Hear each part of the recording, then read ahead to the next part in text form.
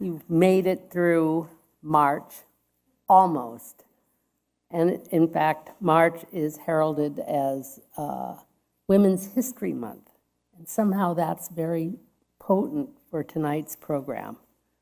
Because as we all know, mothers, daughters, the legacy of our relationship with our family in some way is often defined by our relationship either as with our daughters or with mothers. Not that I'm discounting all you guys. But tonight, we're going to take a special look at women and mothers and daughters and the kind of role. And I want to thank Nandana for bringing this really creative idea, because I think the poetry that we're going to hear, and she'll tell you a little bit more, but the idea that those relationships are in some ways defined by poetry, by the stories that I think we'll hear more of from Vishakha, and that Preeti Vasudevan's dance also gives text, gives a story, a context. And that's quite powerful. I'm going to just take a moment to read part of the bios of our three distinguished personages. And we have more online, but just to give you a little bit of an idea of who's here.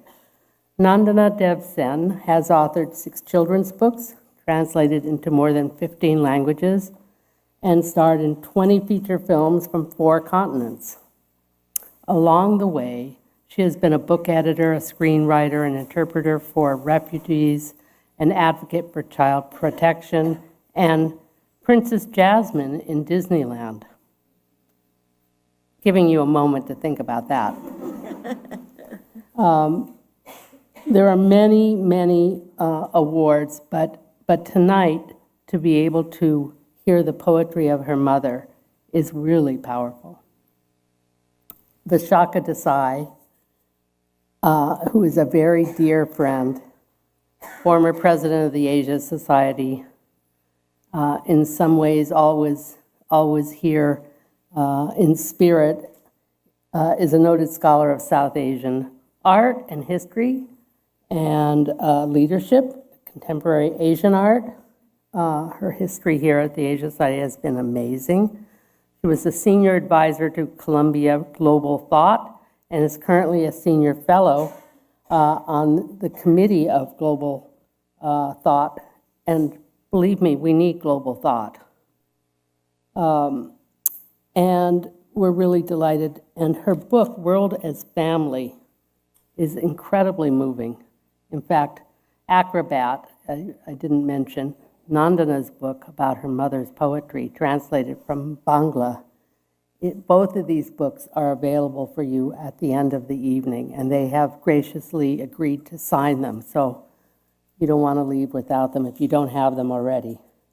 And Preeti Vasudevan is an award-winning cultural storyteller, thought leader, and dancer, critically acclaimed choreographer, provocative, unconventional storytelling, and a very dear friend as well. So we're really delighted to have all 3 of them.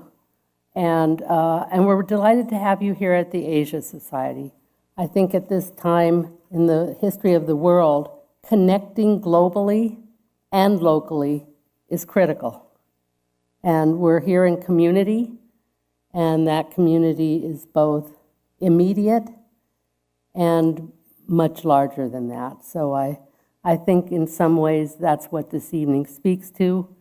Thank you so much for being here, and we'll see you a little later. Thank you.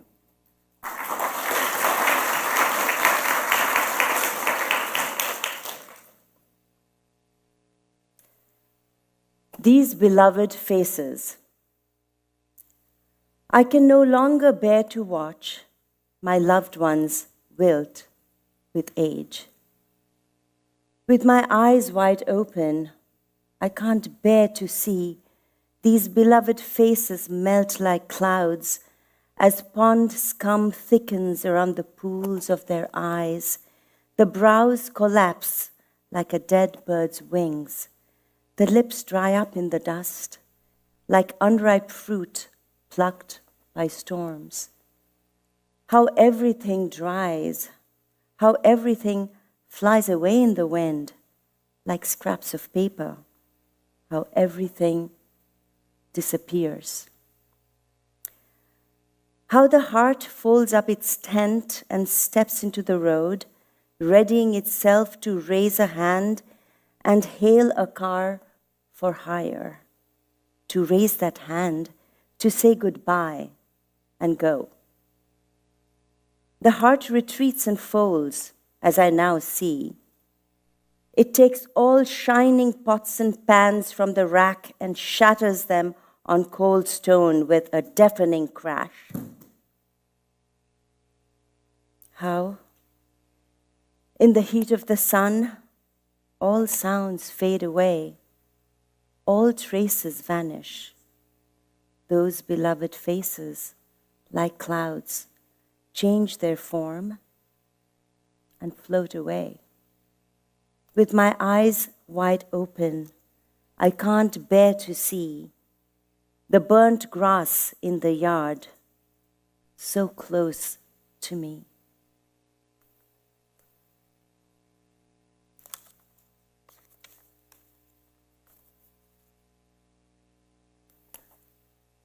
মাদারি ভেবেছে সে খুব সুন্দর মাদারি খেলা জানে। দু হাতে সময়কে নিয়ে লোফালুফি এখন তখন দুটোই নাচাবে দুমুঠোতে, হেঁটে যাবে দড়ির ওপরে। ভেবেছে সে সব কিছু পারে। জীবনে একবারই শুধু দড়ি কেঁপে ওঠে। Acrobat. She thought she knew acrobatics rather well, that she could juggle time with both hands, play with the now right next to the then. She would make both dance, she thought, fist to fist, and she would glide so smooth along the tight rope. She thought she could do absolutely anything at all.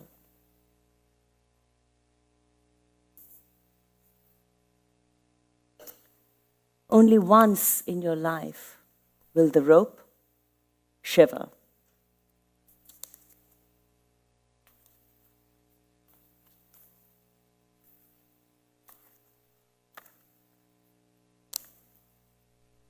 Broken home. Once again you glow on the brink of love. Once again, you're dazzling in heartbreak. Is it for the sake of poetry, then, that once again you're hunting for pain? Do you break your home just for poetry? Time and again.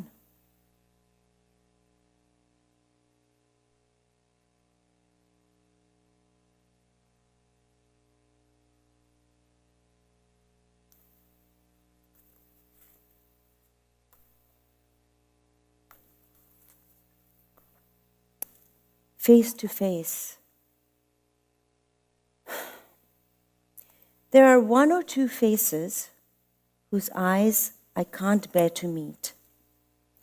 When I stand before them, I feel I forgot to brush my teeth or wipe away the traces of dirt from my cheek.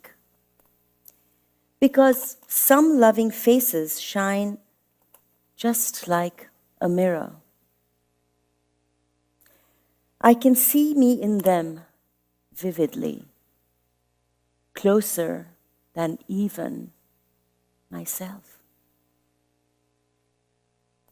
and clearer.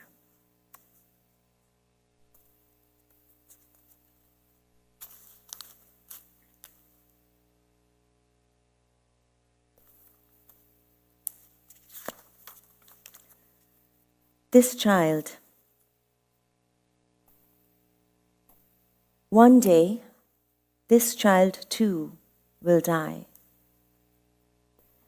This child, pure as milk, whom I've brought into this world with all my heart's desire and with fervent prayer, if she asks me now, on what promise have you thrust me into this strange and dazzling world? What grand celebration must I attend? I will be petrified, choking with fear, with ignorance. I will run away to a dark cave, numb and empty. What answer will I give you?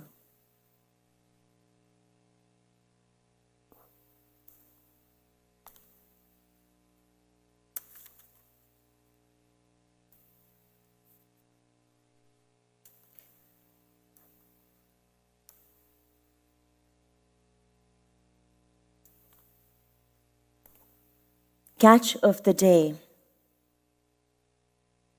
I want to chop it up, slice it into pieces, grind it into a paste, season it, then shut it in the oven.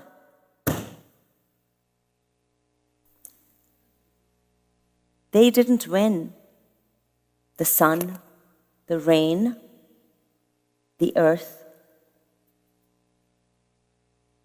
It's still all raw inside, floundering like a catfish, still alive, freshly caught.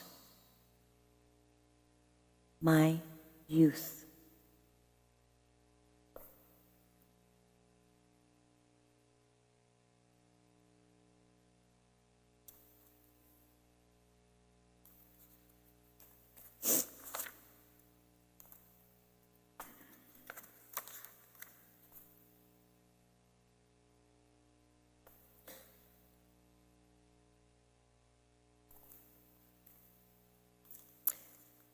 Growing up lesson. Boy, are you scared of bloodshed? Are you terrified of plucking virginity? If the taste of blood goes to your head, do you fear that it will be a calamity? The truth is, whether wrong or right, your blood calls out to you each night. Listen, boy, it's time for you to grow. Words can be as fierce, don't you know? The treachery that lingers on tongue tips, beyond the world that all your dreams show, know that blood can be easily shed by lips.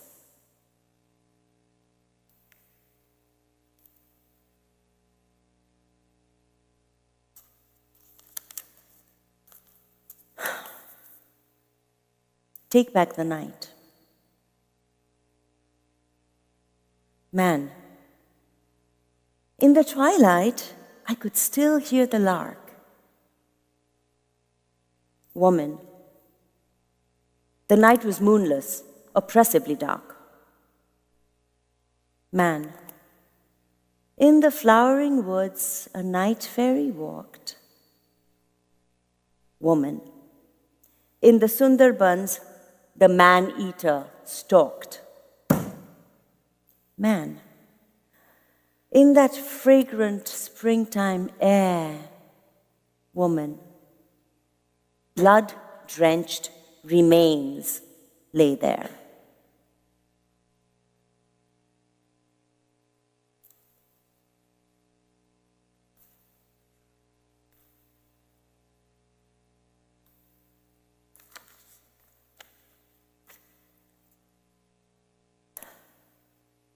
Right now, forever. Time has not the power to extinguish me. Don't think for a moment that I wait upon time. Let time keep on playing his absurd battle game. every time he strips me, I rise clothed without shame. With the force of prayer, of spells magic and divine, all that was untimely will turn auspicious, sublime. In a just war, the rebel stands forever unafraid, for her ally is eternity, who, divinely arrayed, guides her chariot, destroying the enemy line. Thus, a divisive age will be defeated and spurned. Though it brings on great wars, it will lose every time. From all our scriptures, this is the truth I have learned. Please know that I am cherished by an undivided, infinite age. Time will never have the power to scorch me with its rage.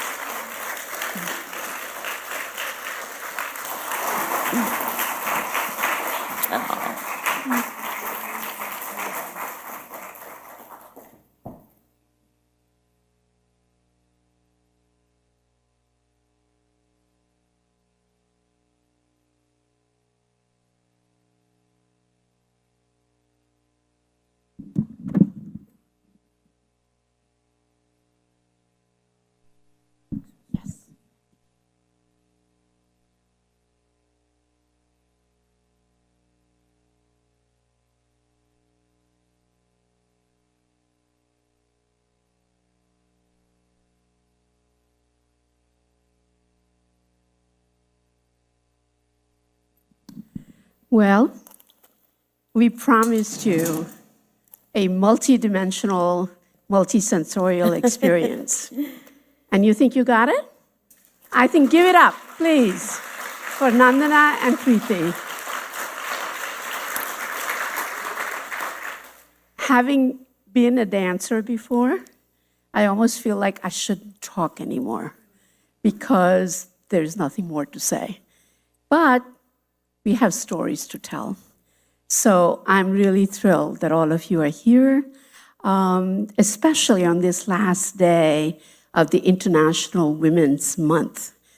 Tomorrow is April Fool's Day, so it's better to start and stop right here. I have to say that when Nandana and I first started talking about a program that did not involve dance. It was just us talking. Right. And a big shout out to Carolyn Mackinson, who actually thought about putting us together. Yes, it was her idea. Exactly. So all good ideas come from other places. We just kind of make it happen. In my life, many of them come from Carolyn. There you go. There you go. What occurred to us was that there's something very special about Nandana's mother, Navanita, my mother, Nirmala, and two of us, because among four of us, we cover pretty much the whole 20th century.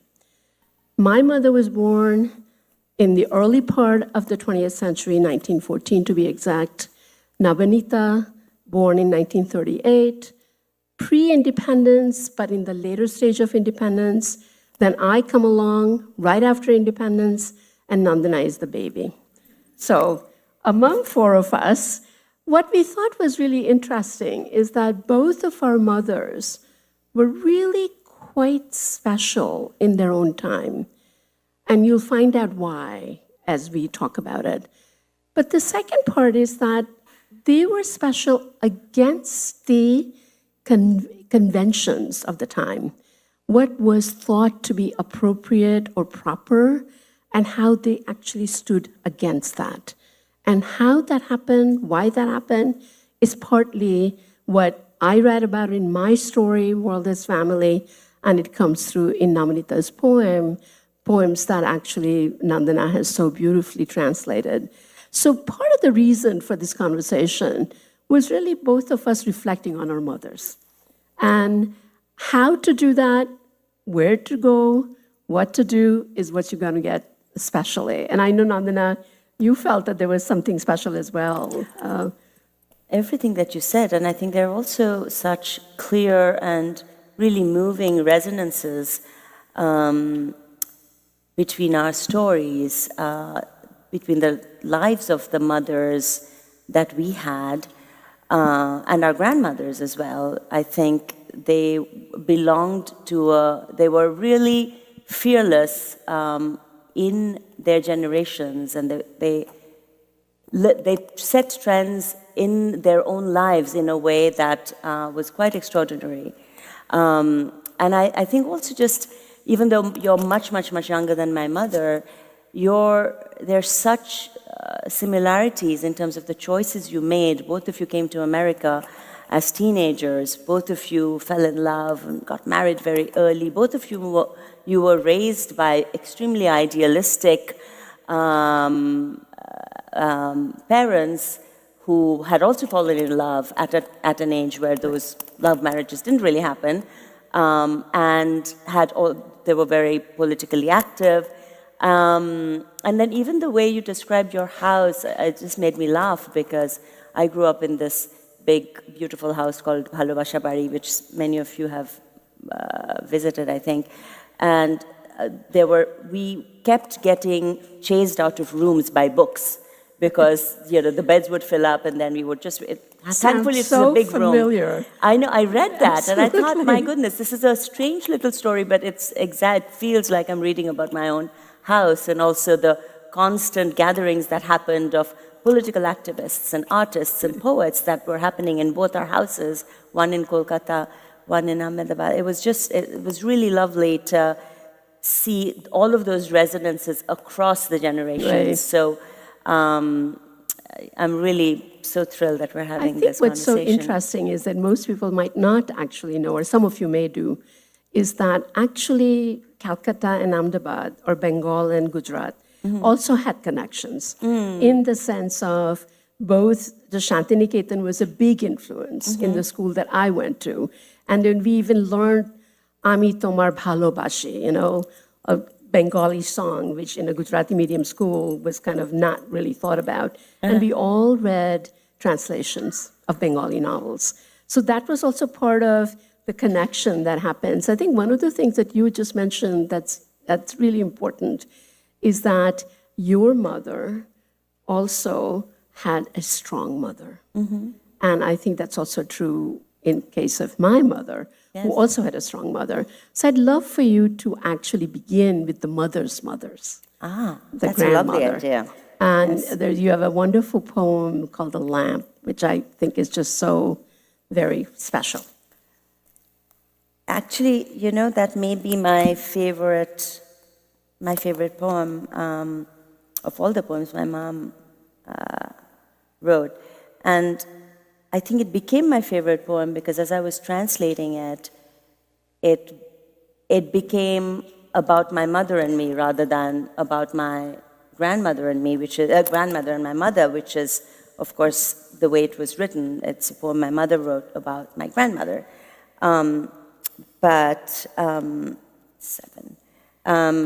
I guess it just shows that we're all destined to become our mothers at some point. But I did feel like this happened. This scene has happened in my life so many times. The Lamp, memories on my mother's birthday. Go to sleep now, Ma. It's way past 11. 11? It's still early then. But you must go to bed. You're teaching tomorrow. Ma sits in her easy chair, thick glasses perched on her thin nose, pale fingers clutching her magnifying glass, the statesman spread out across her lap. Next to her, on the table, her flask of tea, her medicines, her fragrant betel leaf in its silver case, her brass spittoon, her cash box, behind her on the teapoy, an earthen vase filled with her favorite white tuberoses, and a wicker table lamp weaved in Agartala. Before her, the alarm clock ticking away, her traveling timepiece. As Ma turns the pages of the newspaper, its noisy crackle splinters the quiet night. Closing my book, I come to her. As soon as I step inside, I drown in the deep perfume of those tuberoses. The nurse is dozing in her chair. Ma, please go to sleep now. It's 1:30. 1:30? She scolds. And you're still awake? Don't you have college tomorrow? Swallowing the rebuke, I keep on wheedling. You will get sick, Ma, if you stay up like this. You must take care of your body. My body? Ma breaks into laughter that sparkles, like jewelry shimmering from head to toe. How much more sick can it get? And what use is my body anyway? I go to her one more time before I sleep. It's 2:30, Ma, do call it a night. Come, let me take you to your bed. Yes, I'm coming. I'm just coming. There's only this one tiny bit left. Reading isn't so easy now, you see. It's the gift of these cataracts. With a slight smile, embarrassed, apologetic, she buries herself again in printed words. Under the glowing light of the table lamp, with her focus on the magnifying glass, the ticking of the alarm clock fades away. As I walk back to my room, I hear her speaking softly to the nurse. No, my dear. No, don't turn off the light. Keep that lamp switched on, please. I have just one more page left. Just one more page left. One more paragraph. One more sentence. Give me one more word, dear nurse. Just one more day. It's beautiful. You know, in that poem, what comes through is the relationship between the two of them. Mm-hmm. But also, I know that your grandmother herself was a very strong woman. Indeed. In fact, there were such similarities between my grandmother and your mother in some ways, but your grandmother as well. But to talk about the first part, I was so struck by the fact that both my grandmother and your mother were destined to be child brides. My grandmother, sadly, didn't really escape it. She was married at 12 and then she was widowed at 13 and she became a self-taught poet who also became a best-selling poet, which is a rare species even today, as we know. So she went in a different direction and finally married my grandfather. But your mother, who was about to get married as a child, escaped that only because your grandmother, when I read that in your book, I was so not just amazed, but really blown away by the story. If you can tell us, I don't want to give too much away because it's such a beautiful story. Well, I think first of all, one forgets that in the early part of the 20th century, it was quite common to be betrothed at 13 or 12, and then you might not get actually married until you reach puberty in 15 or 16. Right. So there's a lot more to say, but I will just read from the book, please, what happened. And that was that my mother, Nirmala, was engaged at the age of 13 to a young man from another prominent family in the same caste. She was expected to finish high school and get married soon thereafter. Then, as fate would have it, her mother, Ba, as all of us called her, and also her own children, discovered that the boy's family had a history of mental illness. Ba insisted on calling off the engagement against the wishes of her own husband. Forbidden to enter the meeting of caste elders, all men, of course, Ba stood by the door, covered her head, and pleaded her case. She was warned that such a radical move would risk the whole family being outcast and would jeopardize the chances of marriage for all her children. Bas stood firm and luckily won the argument. So the amazing thing is that imagine standing, not allowing to get into the door, to stand by the door and say, no, my daughter will not get married to this person. And then they tell her that if you do that, none of your kids might get married, because she was the oldest of, at that point, 4 kids. And she said, I'll take the risk. That is a pretty amazing thing when you think about the moment. Yes, it is in absolutely. I mean, my mother was born in 1914, so this is in the late 20s. Right. It's unthinkable. Yeah. And I think the image, when I read your book, of her standing, that she couldn't even quite enter it. Right, That was exactly. so not her space. Right. But commanding that space from being outside of it, making that decision. And I'm sure our grandmothers and our mothers' grandmothers had a great deal to do with the way, the choices we've made at many other times in our lives. I often think about what were the seminal moments that actually made me think very differently about a choice that I should or could make, or that something became a possibility for me. Your mother never wanted that marriage. She wanted to study, but she didn't think she had a choice. Right. It wasn't until your grandmother came and said no that she escaped that and very happily went off to study, which is what she wanted to do. Well, and of course, remember that then she wanted to go to college. Yeah. And they finally said, okay, then you know what? Go to Ahmedabad. This was in Surat when her engagement is broken. And I actually realized a little bit later that partly why they did that is that they wanted her away from Surat. Oh.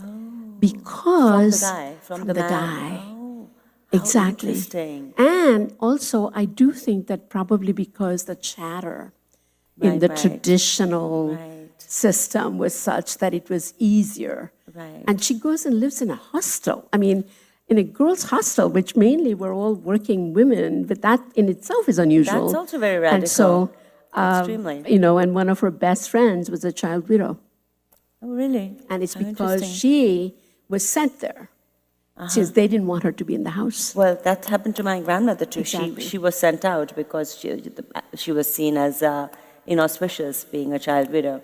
But, and this whole thing that even within a family where such radical decisions could be taken by women, there were the continuation of traditions. There was also a very, very deep traditionalism, both, I feel, in your family and also in mine, where, women at different points in their lives really had to take a stand against it.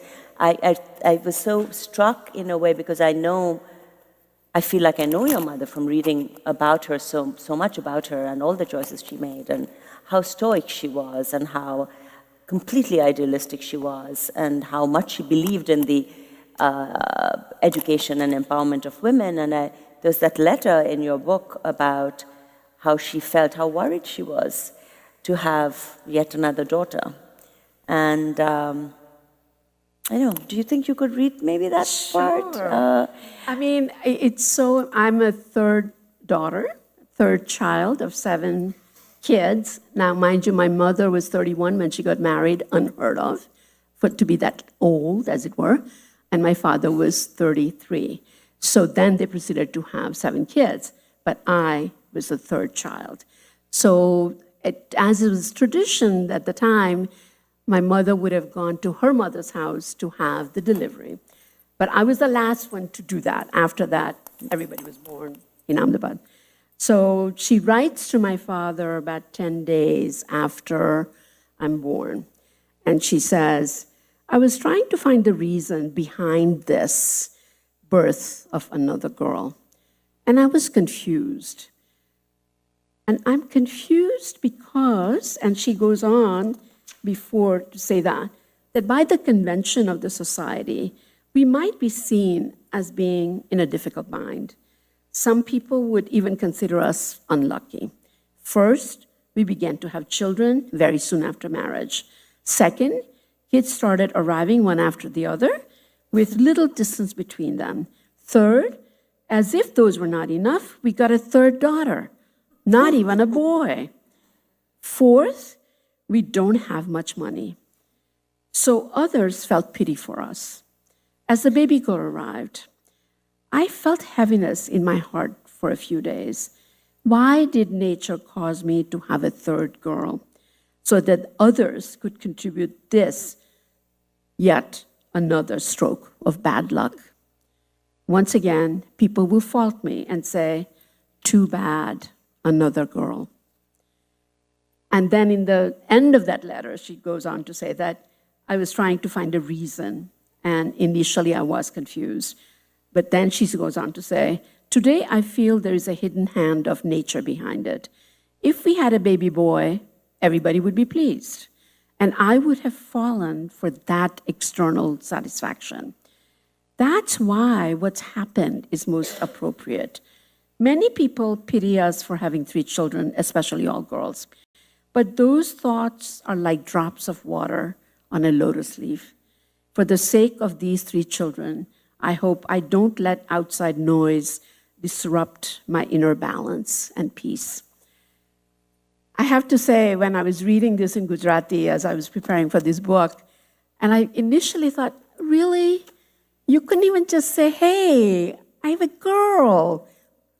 And she's rationalizing, but she's really trying to work hard against the society to say, somehow I'm not going to let that social pressure come in my way.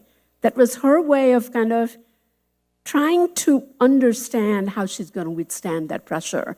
And yet this kind of predicament, it seems like for women is strong in a different way. I also think understanding that things are a bit harder for, like you would worry about a girl child more than you would worry about a boy child, perhaps. And so that could have also been something that fed into this thinking that she had. I mean, I do think anxiety about motherhood is something that was very deeply felt by my mother as well. And she wrote a wonderful poem. And I think you should read that. A few poems, exactly. But the one that I was thinking about, and let's see if I can get that out. Puppet. Oh, yeah, you know, so funny. She wrote that poem, I think the day after I was born, like the day after. So, and dedicated it to me. And it's, you know, it would have been lovely if it were about, joy, you know. Anyway, yeah, I'll read it to you in a moment. But just on that note, you know, we did another poem, Preeti and I, called This Child. Oh, right. And I'm just amazed by, at a time when really the role of the mother was, you couldn't imagine that a mother would say a sentence like, one day this child too will die. I mean, that itself is an extremely radical and, what should I say, it goes against every archetype of being a good mother that you have. But it was very typical of the way my mother thought and broke what the expectations were of how she would respond to being a mother, being a daughter, being a wife. The puppet, okay.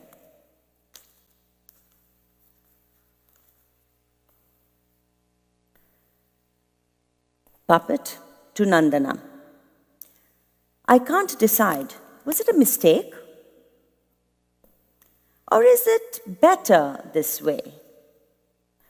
Twice now, pretending to be a goddess, I've created humans out of my desire. Funnily enough, though, that's where the fake goddess act ends. After that, you revert to being a woman as before. Good and bad, dreams, sorrow, it's all beyond your will again. So, the puppet's dance will resume once more on a string. Practice makes perfect. Always do your best. I look into the mirror. Do I know this face? Somewhere it lies hidden, that secret divine will. Or was it just a momentary spark, the celestial celebration of an instant, an act of pity by a humorist in the background, this cloud-bursting, supernatural light?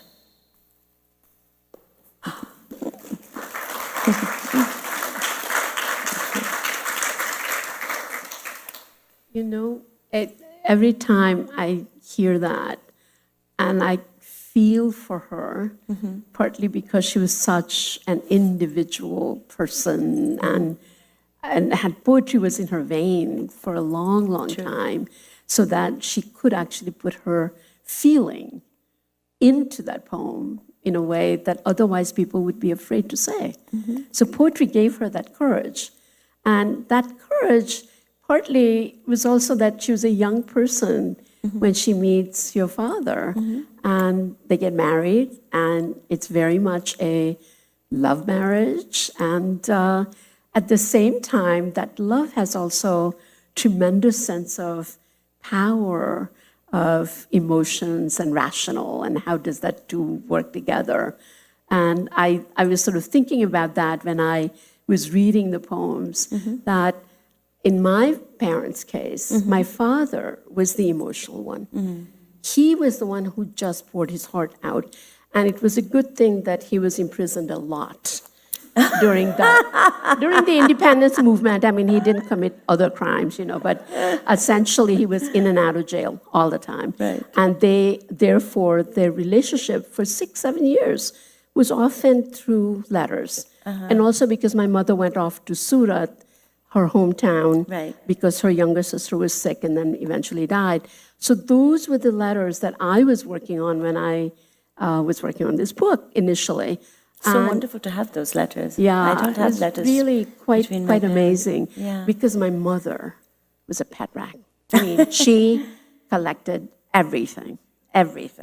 And so little notes, big notes, letters that she wrote, letters that my father wrote from the prison, as well as things that she sent and didn't send. And it gave me some sense of who she was, in a way. Would you read something that gave you a sense of this? Right. I mean, I think that one thing that we all as children thought that she was kind of a rock of Gibraltar. She was very rational and everything was under control. And, she was not going to let emotions come in the way. Right. Sometimes it felt kind of hard, but, that's what it was. So in their letters, and this is before they got married in 1945. And this is the beginning of their sort of budding relationship. And my father constantly is asking, but what is your idea? Are you really interested? While he was actually sort of involved with somebody else. And she was very cautious. But then she sort of starts, and then I will read you the letter that she didn't send. But in this letter, she says, you ask so many questions, so many that I'm actually scared to answer them, but I will. You do know answers to some of them, but you still ask. But you must have sensed that my worldview, as you've gotten to know me, because of my earlier circumstances, I had developed a rational sense of composure. But I came to realize that this was actually not the truth. Behind that mask of rational calmness, there was a lot of longing and dissatisfaction. But the other layer was so strong that others had no sense of that inner dissatisfied heart. And it was the first inkling I had that there was other stuff going on. And then I come across this tiny little note. It was not on a letter, just a little note. And it is on Diwali. The year is 1939. And it's about 6 months after she had written the first one. And she says, At the touch of the moonlight, the ocean opens up. With the light of the sun, lotus flowers in full bloom, the touch of your feelings have opened up the leaves of my heart flower. Oh, my Lord, what can I wish for on this auspicious day? Tell me what I should hope for. The ocean tears down all the built walls as it charges forward. Today, the ocean of my heart is ready to break all barriers to run toward you. No one will ever be able to barricade it or destroy it. I have nothing to give you but my whole self, breaking all barriers. Tell me, what more can I offer you? Goodness, so beautiful. And you had a mother, a poet mother as well. We were both raised by poet mothers. And clearly. my father was the one who always wrote poetry. Yeah. And I don't know if this was ever sent. That's the truth. It's not in a letter. You know, it's I know that feeling very well because there was a lot about my mother that I didn't understand, even though we were extremely close, extremely close. But I didn't understand why her marriage with my father didn't work, for instance. I didn't understand why it was such a difficult relationship with my grandmother, although it was also an extremely close relationship. I didn't fully understand why she was so dependent on poetry, the relationship that she had with poetry, which was so intense, and she relied on it, but she was also very aware of the destructive potential of language. So that was a fraught relationship. So there was all of these things, and then, so there were mysterious parts of her that suddenly became clear to me through her poetry after she was no longer in my life. And you know, I understood, it was sort of like when I was doing this book, I knew all her poems really well. So it's not like I suddenly read new poetry. But when I was making this book, bringing it together, and I was putting all the poems in order and reading them, it kind of read like a journal. So there was this sort of personal history, many personal histories, I should say, that became clear to me through her poetry after her death, that I just did not understand before, including her relationship with my father. Right. And in fact, you know, the poem Out of Reach was the poem that made me think of the letter. Oh, how lovely. In a way, from a reverse side. How So lovely. would you I read see that? Yeah, I'd love to. It's called Bhalobasha Baro in Bangla. It's very short, so I'll share the Bangla with you also so you can hear the cadence of it. My mother loved writing in rhymes, and she was very brilliant at rhymes and rhythms. And I made a promise to myself that any poem she had written in rhyme, I would translate in rhyme. So it sometimes took a while, but anyway, so this is one of those poems. Bhalobasha Baro. Tumi cheyechile, this is the other thing that I noticed. I know all her Bengali poetry by heart, but I don't know any of my English translations of them by heart. Yeah, those I have to read. Talk about that. Yeah. Tumi cheyechile nirupadhi prem, অনধিগম্য আমি গেথে আনি লবঙ্গলতা তোমারই জন্য তুমি বুঝি চাও প্রেমের বাতাস নাতিশীতোষ্ণ আমি বইয়ে দি কাল বৈশাখী ভয়াল কৃষ্ণ তোমার প্রণয় প্রযুক্ত নয় দূর বিশুদ্ধ core. My love is in part love and in part war. Yeah, it's beautiful. You know, the reason why I thought of that poem is because one of the letters my father says something about, he feels like a waterfall, and my mother writes to him and says, I know you want a waterfall, and all I can give you is a trickle. And it was that idea of emotional, the two very different kind of people. Right. And I think that the only thing that I know about my parents is that because they were not married until they were so older, and they were together for 7-8 years, that it kind of allowed them to create the yin-yang that actually worked. And I'm kind of rereading, but it feels a little bit like your parents met young, and she was very young. And then it was this idea of the rock and distant and, Yeah. That's right. They were very young, and they were, children still. They were growing up. Yeah. Whereas my grandmother and grandfather, it was similar to your parents. They married when they were in their, it was very similar actually, because my grandmother was 30 and my grandfather was a freedom fighter like your father, who had decided not to marry, and then of course they fell in love, and that was the end of that resolution. But and so it was, but it's interesting also because it sounds like in your mother's own way, she responded to your father through poetry. Even to say, you want a waterfall, I can give you a trickle, is poetry. She was bringing him close and also keeping him at bay through poetry, which is one of those skills that I think poets, women poets, learn how to do, learn to master. Thinking about marriage is broken, love in separation, which is different. Viraha is not exactly divorce, right? Right. But there is still that idea of what happens, and especially in your mother's case, she goes back to Calcutta after having been abroad for a long time. And there's a wonderful poem that she actually writes about that, and I'd love for you to read that. I would love to read that, actually. Yeah. I think it's Return of the Dead, Yeah. 24.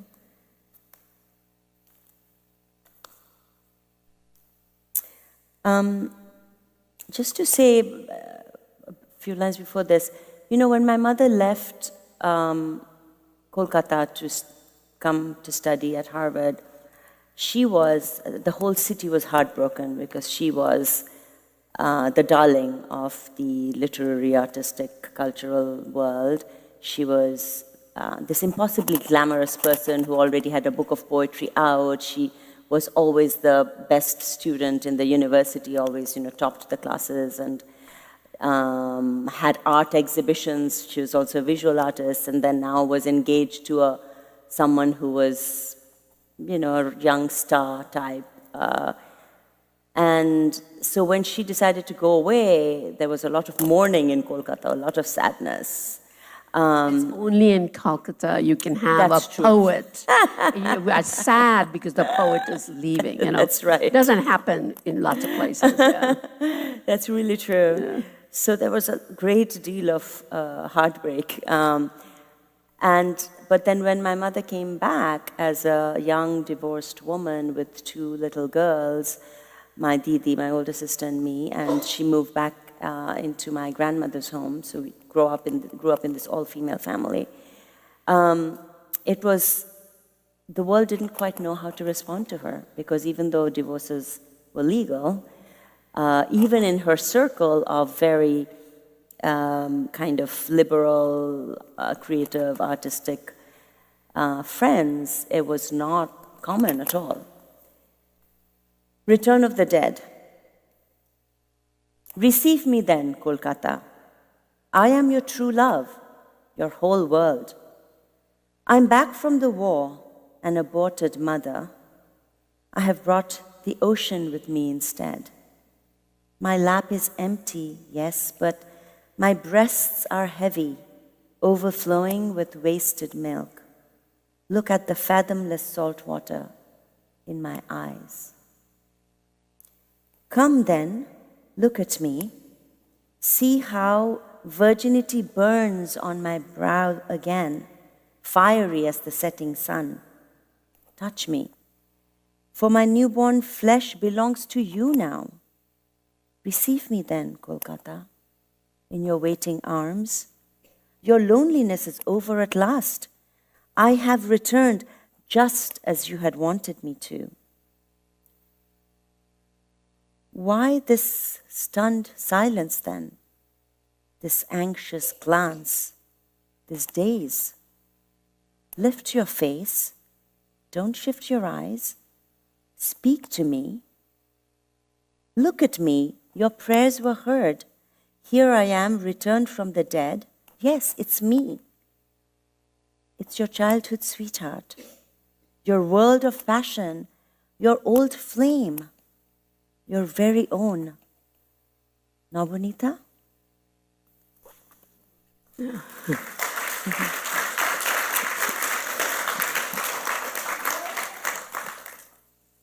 So how was it like? I mean, you've gone, as I said, there's so many parallels I feel in your lives. Also, the fact that it was only after your first and very early marriages disintegrated that both my mother and you came into your own as feminist scholars and artists and really focus on that. But I just wonder, what was it like for you to come back when you had a similar moment of returning?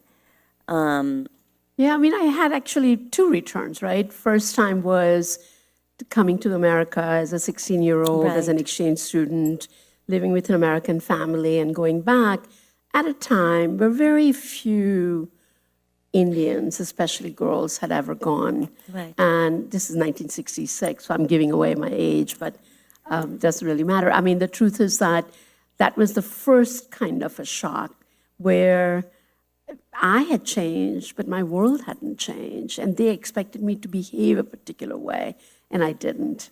Then I proceed to fall in love with an American in India, Peace Corps worker, get married. My parents, progressive as they were, tried to tell me not to get married.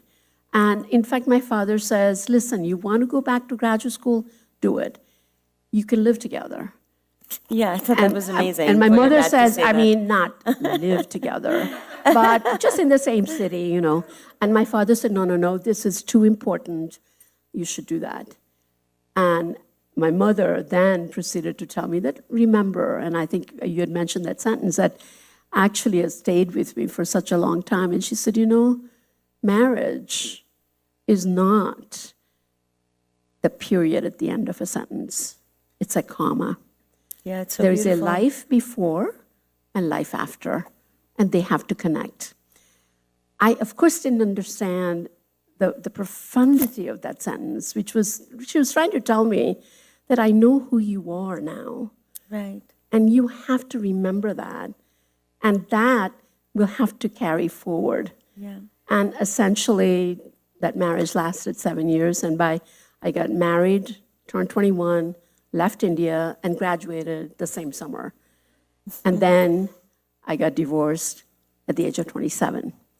And then I go back to India to do my dissertation work. And at that point, my parents, I mean, it's a long story, but they were very, very supportive. However, everybody, all the relatives, and the number of friends, good friends, they kept saying, but what are you going to do? You're divorced and you're so young. Because there was not a single divorce anywhere, any place, Right. in any of my life.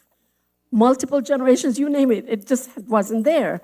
And I kept thinking that, why are they so worried? And I realized it's because of the aspersions that actually the widows have, and also divorcees.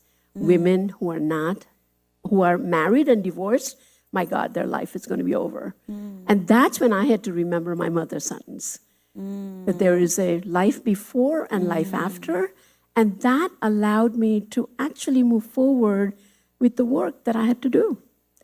And in that sense, I think you're right. I never thought about it as that I came into my own, because also it's a different time, right? I mean, now it's in the 70s, and times are different here, times are different there, but especially here. So I didn't think of that as a break. But clearly, my getting divorced, my finishing graduate school, and the career began right after that. So it's all part and parcel of that. I think it's also fascinating that that your mother, your mother and my grandmother were both early feminists, but they were also traditionalists. Right, totally. You know, they believed entirely in the empowerment of women and education. I mean, they did everything. Both of them went through great sacrifices to educate their daughters. But they were like, I remember when my mother's marriage fell through, collapsed. My grandmother was very upset. She was so heartbroken that she couldn't actually comfort my mother. Wow. She somehow felt that it wasn't that she blamed my mother, but it was it reminded me of a part in your book when you were talking about your dance, of your Arangetram, where you made a mistake, but you did a wonderful performance, but there was a small, you didn't make a mistake. Your anklet fell off. Yes. And you were embarrassed, but it was still a fantastic performance. And the only thing that your mother said was why did that fall? Right. Not how beautifully you did it and all of that. And it was that kind of tradition of tough love, that of being really stoic yourself, but also wanting to prepare your daughter for everything. And my grandmother was like that too. Thankfully, my mother was not like that. I got lots of cuddles from my mother. But you know, the interesting thing when you think about that is your grandmother also went through some very serious traumatic experiences as a child, as a young woman. Yeah. And to some extent, that was true of my mother too. Yes. And so to some extent, I have come to understand that her stoicism, and as she says, that I put a wall around me. And that often was partly based on their own experience. I think that's really true. And then on top of it, they're both feminist. Mm-hmm. So tough love was mainly, I think that there was this side that as a woman, don't be too emotional, because you have to be less vulnerable. Right, and also that's the stereotype of being a woman, exactly. Is that you're emotional and then you behave emotionally to everything. And right. I think that's right. I think that's also very true. And it's like the combination of tradition and protection, and then tough love. Right. You had this beautiful line in your book about this moment that happened. You said, "My mother had internalized my shame but could not give me comfort." Right. And that's exactly what happened with my mother and my grandmother. And just like it hurt your feelings, although you understood that eventually, it was very similar with because my mother was so hurt by that. It took them a long time. And then it was, at some point, my grandmother actually said to her pretty much what your mother said to you too, was that I wanted your life to be so strong in every way. I did not want there to be any weak link in it. And for her, she actually said it by saying, I see it in the grandchildren, and I know what they love. What they need when they fall is not the first question, how did you fall? It was about, you fell, they just need a hug. Yeah. And she could see that, and she could acknowledge that. And that was a big deal, I think that idea of both of these women being feminist and at the same time part of a culture is such an important part of, you were reading that poem, which I love, and about the man and the woman, and you and Preeti did a wonderful dance. The night, Take Back the Night. Take Back the Night. And that reminded me of, Take Back the Night here became very important because of the rapist culture, all of that. That's why I called it that. It had a different title, but I wanted it to have that. But it also became a calling cry when the Nirbhaya case happened. And there's 2012. So my mother is 98. And I was going back and forth because of some work and all that. And I was home, and she was determined. She said, how can this happen? the country that we fought for, that we charged. I mean, she was one of the founding members of the first women's organization and was as active in the freedom movement as my father, if not the same way. And she kept saying, you got to take me. I need to go to the streets. And all my sisters and my sister-in-law, and they said, you are 60 pounds. That's what she weighed then. She was tiny, and she was ready to go. And so they all told me that, please just explain to her. And what it was like such a moving moment for me that all I did was just to hold her hand and gently, and I write about that in the book, that she said, bahut saru lage sir. And it's just simply to say, it feels good. Yeah. And her face would soften. Yeah. And you realize that there was that love, there was the emotion, but the feminism in her and the fight was also real. Right. But it was not always possible to have both at the same time. That's kind of, in a way, what you realize when you look at these women and the life that they've led. So it's pretty special. Very. And I think for your mother, it seems like poetry was such an important part of her feminism. It was. Even. It absolutely was. It gave her a voice that was so different. And so I would love for you to read, in the introduction, you have something about how she thought of poetry and feminism. Yeah, she wrote a lot about that, actually, because she felt that poetry was, maybe I'll borrow yours, actually. Because mine is very tattered, so it doesn't have, maybe I have another one. So, yeah, she saw poetry as an essential instrument of freedom for women. And she didn't mean that in terms of sort of highbrow poetry, poetry that was happening in the cities, in highly literate families. That's not what she meant. She meant that there was something about the language of poetry gave power to women. So let me see, there are a few parts. Do you have the part? Oh, okay, great. Thank you. You can tell. We've read each other's stuff a lot. Very, very well, yes. I speak for poetry as being central to a woman's freedom. Yes, I am partial. I cannot be and do not wish to be objective in this one respect. It is not only the printed word that spells inner freedom for us women. There are oral songs composed by village women. They sing their own sorrows and anguish. Poetry is a means of our survival. It is a window through which we can breathe. Yeah. Pretty lovely. And I think that was sort of the principle on which she based her life as a poet. I think she translated, she was prolific as a writer, but she also had a mission to translate women poets from all over the world. And that was partly because she believed so strongly in the empowering ability of women's poetry. So, and she wrote in every genre. She was also a political journalist. She wrote novels, she wrote plays, she wrote obviously a lot of academic work. But all of them had this, even her children's literature were feminist. Wow. They were all very much about the rights and power of women and justice.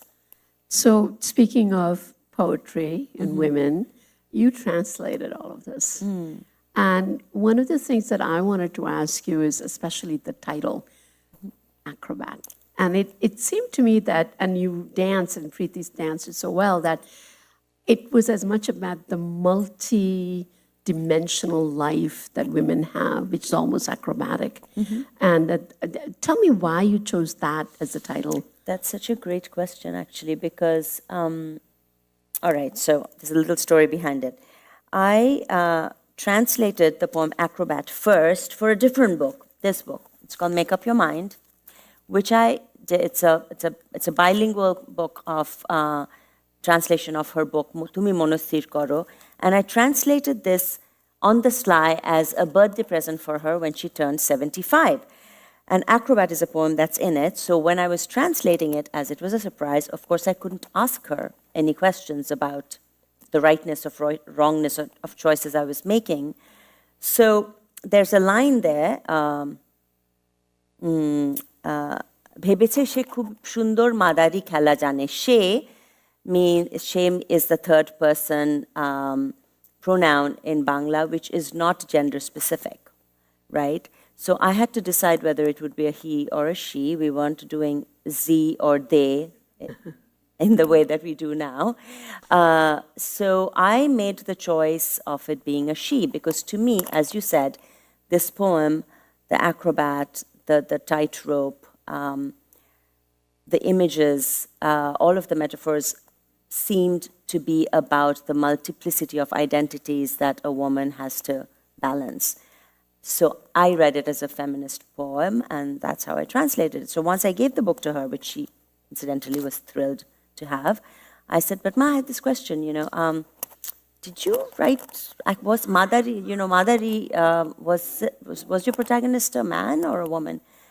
And I was stunned by her answer. She said, I wasn't thinking about gender at all when I wrote that poem, because to me, that poem is about the delicate balance that you need to reach as a poet. Mm. When you write a poem, when you have a sentence that's too long or a word that's too heavy, you get thrown off the tightrope of poetry, and that's what it was to me about. So I thought, oh my God, so I should bring that in somehow, I should change the translation. She said, no, absolutely not, because this translation works perfectly, and it's a feminist poem too. You just made me see that it also works as a feminist poem, and it doesn't take away from the poem being about creativity. Yeah. So anyway, so that's how the story happened. But since you bring that up, I wanted to, about the question of multiplicity of identities, the duality of identity. You speak so beautifully about the double consciousness that you felt, both as in terms of the disjunction that can happen between your self-identity and the way the world sees yourself, which you felt when you went back. Right. But also, the duality of the life that you live, whether it is as a mother, as a daughter, whether it's as a wife or a scholar. I think all of that was very true for my mother as well, and I would love you to say a little bit about that, because that you write about it very movingly and eloquently in your book. Well, our time is almost up, so I'm going to be very quick, and then we'll try to get to the next thing. But I mean, the double consciousness, of course, as a phrase is Dubois' phrase, and it occurred to me that for all of us who live in multiple worlds, we have double consciousness. And initially, my experience was that it was disjunctive. It was hard. And I used the phrase, which is a very common Hindi phrase called, sometimes I felt like Dobika kutta nahi ghar ka nahi ghat ka, which literally means a dog that belongs neither to the washerman nor to the river. And that idea that you're nowhere. And now I realize that actually that's a strength. And I just would love to end with that, because all of us are living in the times where there is this kind of a artificial clarity of you only belong to one thing, that if you're for America, you're not for the world. And I think that double consciousness can actually come in handy to deal with the reality of the world, not the artificial clarity of the world. I agree, absolutely. And I think that is ultimately what drove me to write this book. And this notion of world as family, which is, of course, an ancient Indian phrase, it was that idea. And it already feels like this concept is in the rearview mirror, we have to fight hard to bring it back. To keep it alive, and keep it alive. Yes. But my mother felt that too very strongly as a woman writer, as a woman artist, as a political activist, as a mother, as a daughter, as a wife, as a professor, I think this need for there to be, for the world to look at you in a binary way. Of course, binary now means something else, but, you know, so she wrote about that as well in her poetry. So what I'm going to do is ask you to just read one poem. Okay. And then we will get to the next last piece. One poem. Okay, maybe I can read a poem about this duality, about double consciousness. Let's see. Maybe I can find it easier here.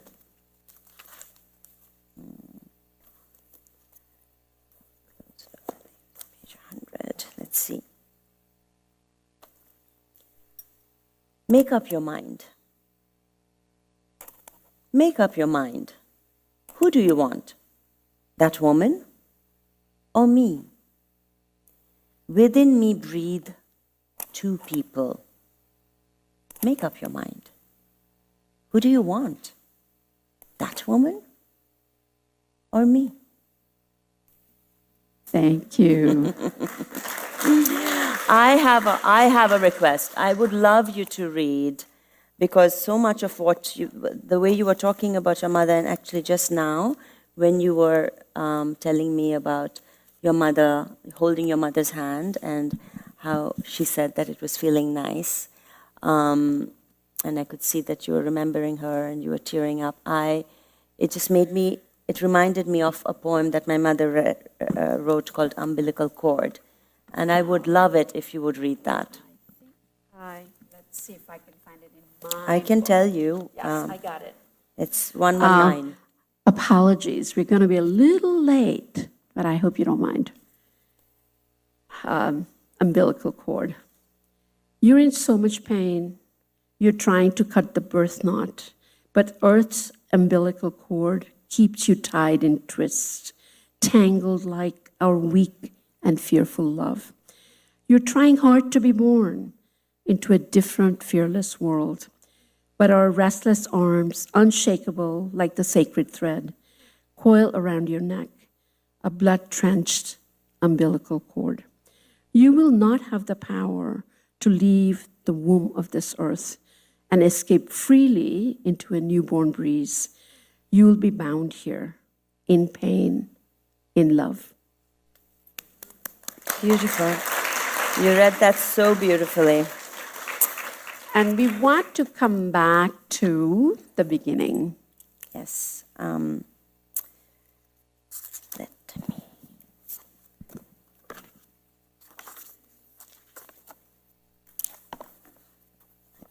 Lost my page here. Okay.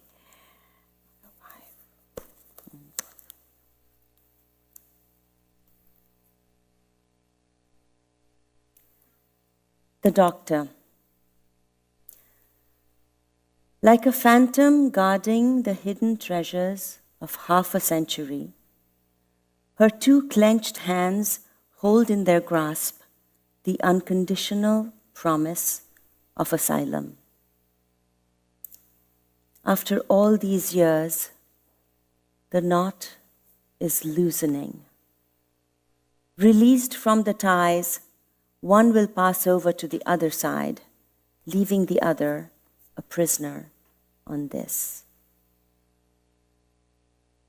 From the moment of birth, the auspicious exchange of glances sealed the bond. That ever-familiar face grows gradually indistinct.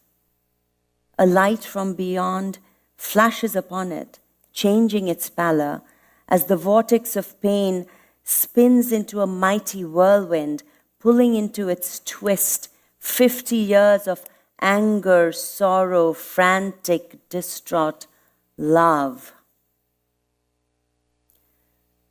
Will the umbilical cord be cut now, at last? Has the doctor finally arrived?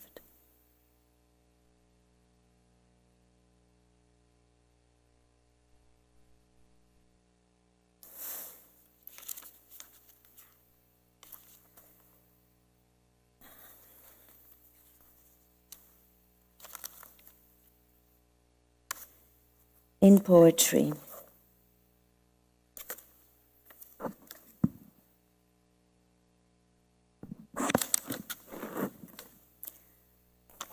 বেঁচে থাকো, ফুটে থাকো, অমোঘ passport ছবি হয়ে প্রত্যেক লাইনে তুমি জেগে থাকো, আকণ্ঠ তেষ্টার মতো ছাতি ফাটা যন্ত্রণা আমার, ফুটে থাকো, লুকিয়ে থেকো না, যতকাল কবিতায় বাঁচি.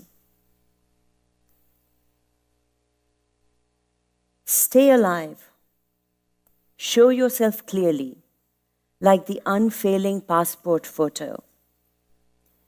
Stay awake in every line, you, like an unquenchable thirst. Yes, you. The pain that tears my heart apart. Show yourself clearly, like a flower in full bloom. Don't hide from me. As long as I live in poetry.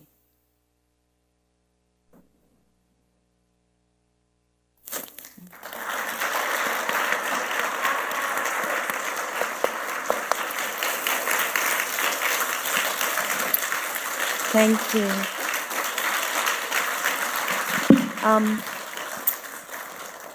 I was asked to end with a very short, an excerpt from a very, very short letter to my mother, but I'm going to keep it even shorter.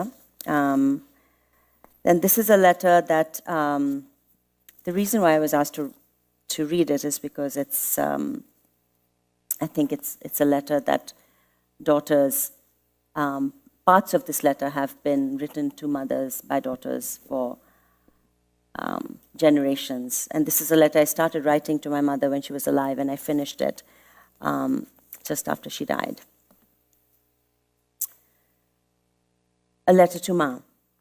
It is true I was created in you.